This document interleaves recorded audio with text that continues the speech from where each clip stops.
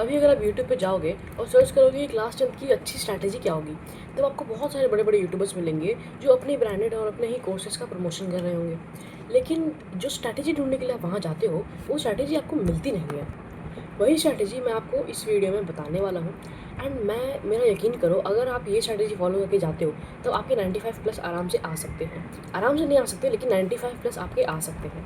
तो step number 1, which is the most crucial step जो आपको करना ही करना है, that is you should definitely subscribe to my channel ABD भैया, क्योंकि मैं आपके लिए मज़ेदार से वीडियोज़ लाता रहूँगा। पहले एनीवेज जोक्स असाइड, आपको स्टेप 1 जो होगा which is the most crucial step, that is consistency. अगर आप बरकरार रखते हो तो आपका पढ़ाई की तरफ से एक अटैचमेंट होता है, पढ़ाई से आपका मन लगने लगता है।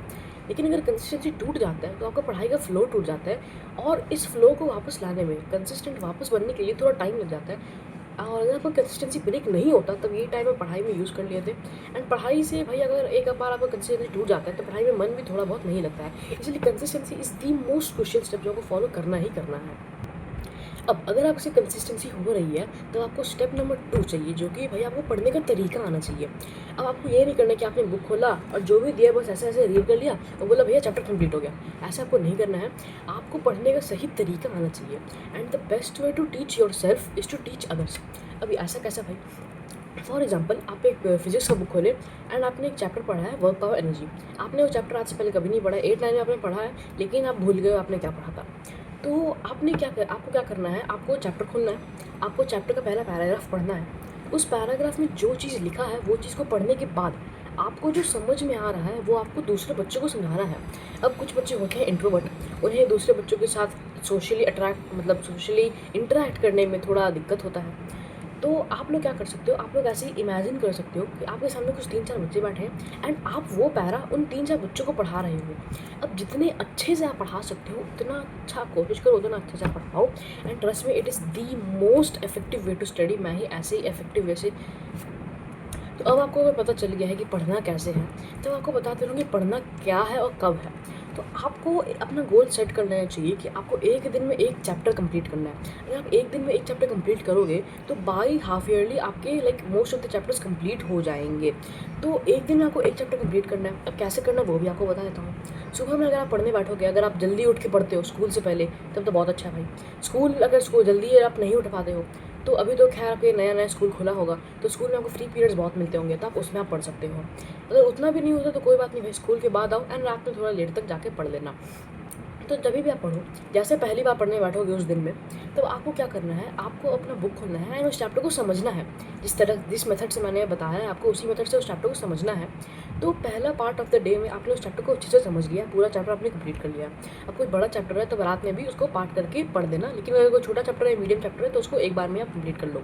ब्रेक लेना, बीच में 5 5 मिनट का ब्रेक लेना, दैट इज़ सफिशिएंट। उसके बाद जब आप शाम में पढ़ने बैठोगे या रात में जब आप पढ़ने बैठोगे, तो आपको क्या करना है, आपको उस चैप्टर के नोट्स बनाने हैं। नोट्स कैसे बनाना है, आपको एक कॉपी लेनी है एंड आपको बुक लेना है।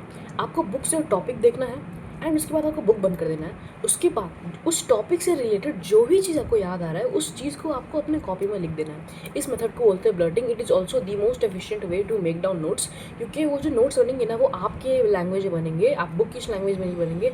इसकी वजह से क्या होगा, जब बाद में आप उस नोट से पढ़ोगे तो आपको सारी चीज़ें एकदम जल्दी से रिवाइज हो जाएगा। तो ये था भैया आपको नोट्स उतारने का तरीका। नोट्स उतारने के बाद आपको क्या करना है, आपको कोई से भी एआई के पास जाना है। आप चैट जीपीटी के पास जा सकते हो, जेमिनाई के पास जा सकते हो एंड उसको जो चैप्टर्स आप पढ़े हो, उस चैप्टर के एक स्क्रीनशॉट, एक फ़ोटो खींच के अपलोड कर देना एंड बोलना कि भाई मुझे इस चैप्टर से कोई क्वेश्चंस पूछो। अब क्वेश्चन भी किस तरह के पूछना है वो भी आपको आना चाहिए। अगर कोई साइंस का सब्जेक्ट है, जैसे कि फिजिक्स या केमिस्ट्री या बायो है, तो आप बोल सकते हो एमसीक्यू पूछो। अगर हमारा हिस्ट्री सब्जेक्ट है, इंग्लिश सब्जेक्ट है, तो आप बोल सकते हो कि लॉन्ग आंसर्स पूछो। ऐसे आप कोई से भी सही तरीके से आप पूछ सकते हो क्वेश्चंस। वो आपको क्वेश्चंस बना के देगा, आप उस क्वेश्चन को सॉल्व कर लो। अब अगर कोई क्वेश्चन आपसे नहीं आता, तब क्या करना है, आपको एक कॉपी बनानी है, छोटी सी बड़ी सी कोई सी भी कॉपी ले लो। आई विल रिकमेंड की बड़ी वाली जो कॉपी होती है वो आप कॉपी आप ले लेना, 45 रुपये में आ जाती है, वो आप ले लेना। उसमें आपको क्या करना है, आपको एरर लिस्ट मेंटेन करनी है। एरर लिस्ट क्या होता है भाई, कोई भी क्वेश्चन अगर आप पढ़ने बैठे हो, कोई भी क्वेश्चन अगर आपसे नहीं बन रहा है तो आप वो क्वेश्चन उस एरर लिस्ट वाली कॉपी में लिखोगे। इससे क्या होता है ना, एरर लिस्ट आपकी जो कॉपी बन जाती है तो आपने उस क्वेश्चन को लिखा है, आपने उस क्वेश्चन के आंसर को लिखा है, तो वो चीज़ आपके दिमाग में फिट हो जाता है। अब वो तो हो ही जाता है, नोट्स बनाते वक्त तो फिट हो ही जाता है, लेकिन कभी कभी हल्का सा कुछ निकल जाता है। तो एरर लिस्ट से क्या होता है, अगर आप एग्जाम के पहले आप रिवाइज करने जा रहे हो, आप नोट्स रिवाइज कर रहे हो, तो हो सकता है 1-2 पॉइंट मिस हो जाए, या 1-2 पॉइंट आपने कुछ ज़्यादा ही जल्दी पढ़ लिया तो आपको समझ में नहीं आया।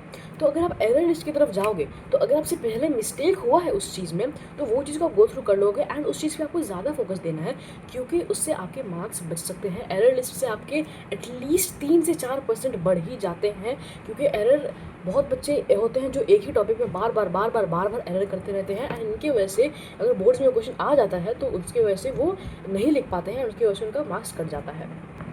तो आपको मैंने बता दिया भाई कैसे पढ़ना है, कब पढ़ना है, कहाँ पढ़ना है, क्यों पढ़ना है, किस लिए पढ़ना है, ये सारी चीज़ें बता दिया हूँ।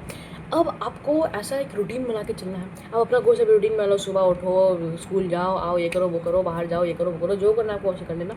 लेकिन आपको 5 दिन पढ़ना है, Monday, Tuesday, Wednesday, Thursday, Friday, 5 दिन अगर आप पढ़ो, आप चैप्टर पढ़ो, चैप्टर रीडिंग करो, आप 5 चैप्टर आपने कंप्लीट कर दिया है। अगर कोई छोटा चैप्टर, फॉर एग्जांपल आपने पीरियोडिक टेबल उठाया है, या इंग्लिश का या हिंदी का कोई भी चैप्टर आप पढ़ रहे हो, तो आप दिन में 2 चैप्टर कंप्लीट कर सकते हो।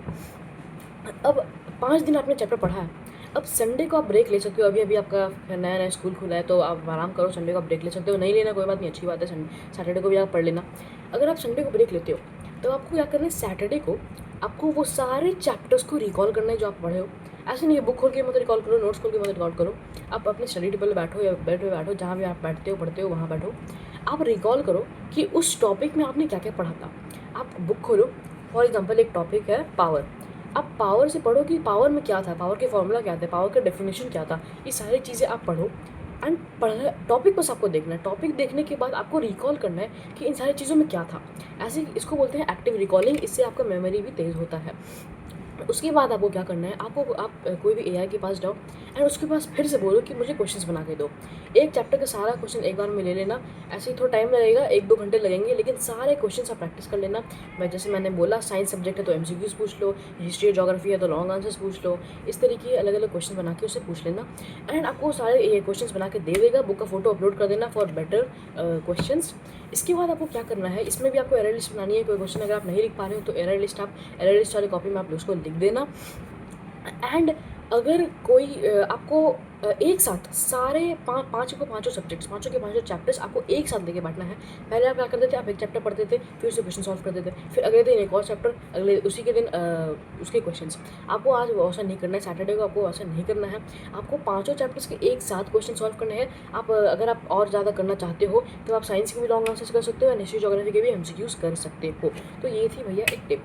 अब एक और टिप आपको दे रहा हूँ जो कि लाइफ सेविंग टिप होती है, जो आपको तभी फॉलो करना है जब आप एक डिस्परेट सिचुएशन में हो। It is basically like Zoro's Ashura.